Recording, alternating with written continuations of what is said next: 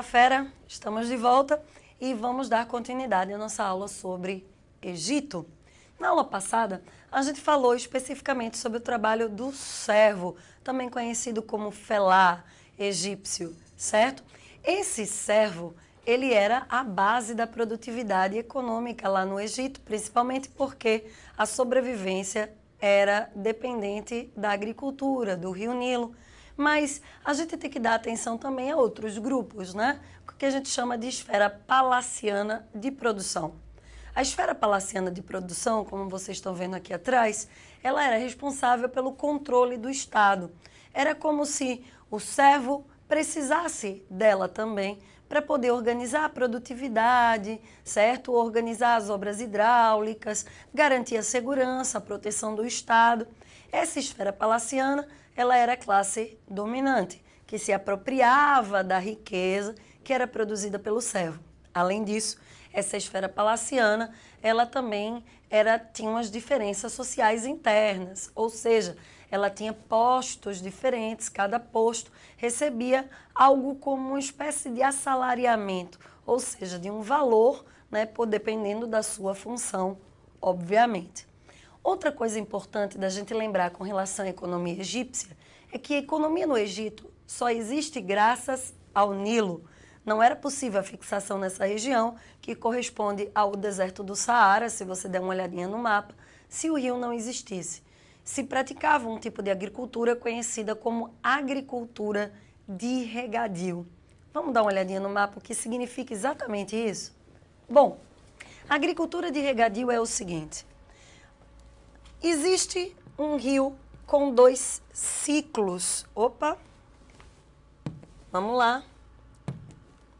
Existe um rio com 2 ciclos específicos, certo?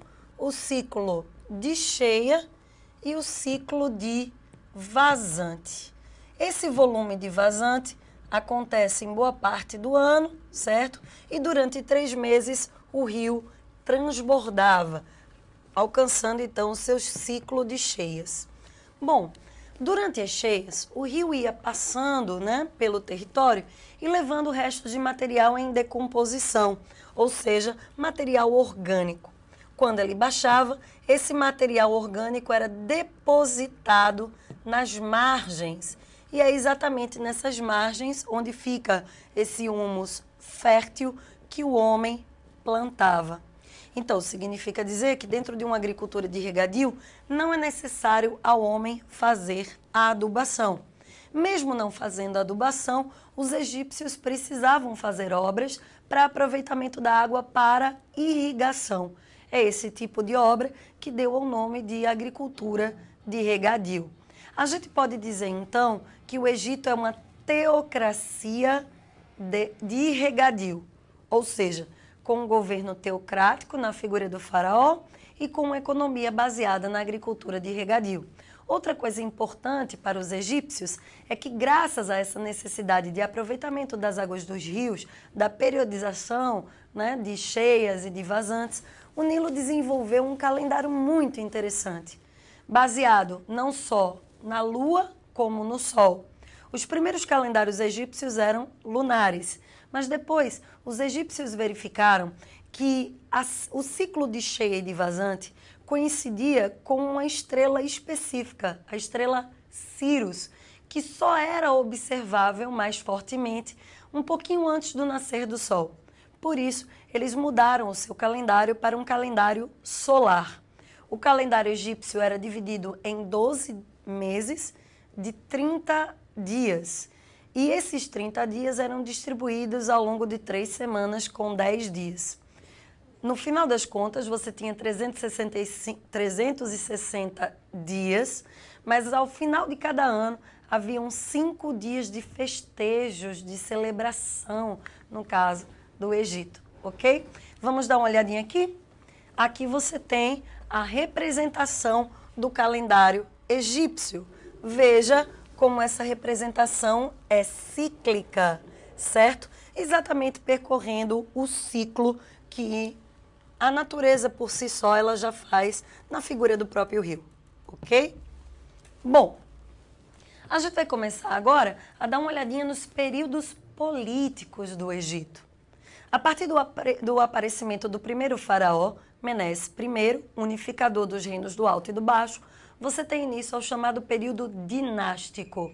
Chama período dinástico porque durante essa fase eu tenho uma dinastia no poder. Lembre do sistema de castas, né? A transmissão do cargo era hereditária, no caso do faraó. Aliás, todas as funções no Egito eram praticamente hereditárias, ok?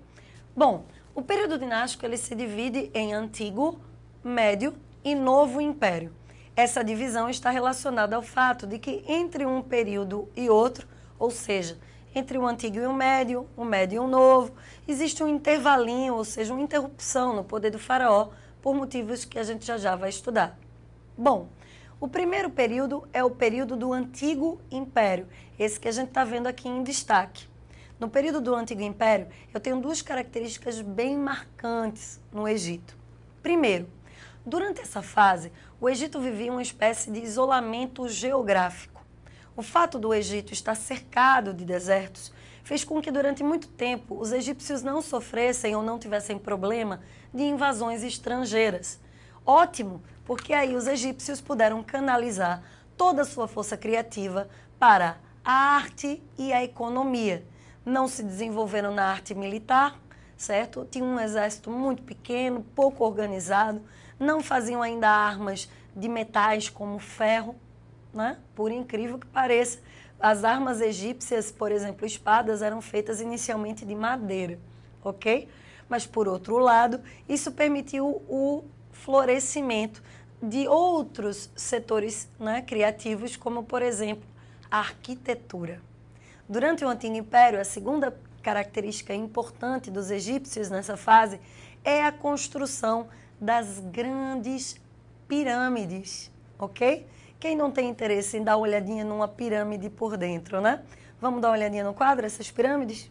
Bom, as pirâmides mais conhecidas são as pirâmides de Quéops, Quéfren e Miquerinos. Elas são chamadas de as pirâmides de Gizé. Gizé é o planalto onde elas foram construídas. Você vê aqui que a grande pirâmide é a pirâmide de Quéfren. Para você ter ideia de como dava trabalho construir uma dessas, a pirâmide de Quéfren, ou a grande pirâmide, ela demorou 20 anos para ser concluída. Mais de 100 mil escravos estiveram envolvidos na sua construção. Agora, a maior charada, ainda não desvendada por completo do Egito, é exatamente essa daqui, a Esfinge, localizada próxima à pirâmide Quéfren. Ela foi atribuída, né, no caso, a construção a esse faraó. A pirâmide, a Esfinge, perdão, ela ainda é um mistério a ser decifrado. Tipo, qual a sua utilidade, certo? As grandes pirâmides, a gente sabe que a grande funcionalidade delas, no caso, elas servirem de túmulos aos faraós. Mas a Esfinge, ela ainda é um mistério. Por que exatamente um mistério? Porque a grande Esfinge, ela era tida, né, inicialmente, como apenas uma estátua que louvava o faraó, porque a sua cabeça é uma representação do faraó. O corpo de leão representava a força do faraó, voltada, claro, sempre para o sol nascente, para ser o primeiro a saudar o grande deus Ra quando ele nascesse. Mas, ultimamente, estudos e escavações têm encontrado, inclusive, múmias, né, dentro da pata esquerda dessa esfinge. Poxa, que negócio estranho. Mas o que representam, o que ela realmente significa, a gente ainda não sabe. Bom, as pirâmides, por dentro, elas eram uma série de canaletas, de dutos, certo? Que davam a compartimentos, alguns falsos, alguns secretos. Esses compartimentos eram onde se armazenava a múmia do faraó, os seus pertences pessoais, porque todo faraó ele voltaria à vida e para voltar à vida ele precisava dos seus pertences pessoais. Como eram muitas riquezas sepultadas ali dentro, existe uma tradição, né? os últimos que confeccionavam a parte de dentro, que era a câmara, eles faziam essa confecção de fora para dentro, ou seja, eles eram sepultados vivos. Por que de fora para dentro? Se fosse construída essas câmaras de dentro para fora, você teria não só uma saída, mas também uma entrada para roubar os tesouros do faraó. Então, vamos dar uma olhadinha nessa imagem da pirâmide mais de perto para vocês verem alguns desses túneis, certo? Bom, você vê que alguns túneis desses, eles são bastante estreitinhos e apertadinhos. Só caberia uma pessoa rastejando por dentro, exatamente para dificultar o acesso ao que seria a câmara principal. Aqui nós temos, por exemplo, a câmara da rainha, certo? E o vestíbulo, que é onde ficariam as riquezas, né? Juntamente com a câmara do rei, ok? Bom, entre todos os mistérios egípcios, talvez o da construção da pirâmide não seja tão misterioso assim. Realmente, dava muito trabalho, certo? Até porque as pedras do qual a pirâmide eram feitas eram retiradas de pedreiras que ficavam muitas vezes bem distantes dos locais onde elas eram construídas. Mas a gente sabe que, com o tempo e persistência, os povos antigos, apesar de não terem nossa tecnologia, sabiam, né, solucionar muitos problemas, ok? Numa próxima aula, nós continuaremos com o assunto de cultura egípcia e com os demais períodos políticos do Egito. Bom ver vocês, espero vocês no próximo encontro. Até mais!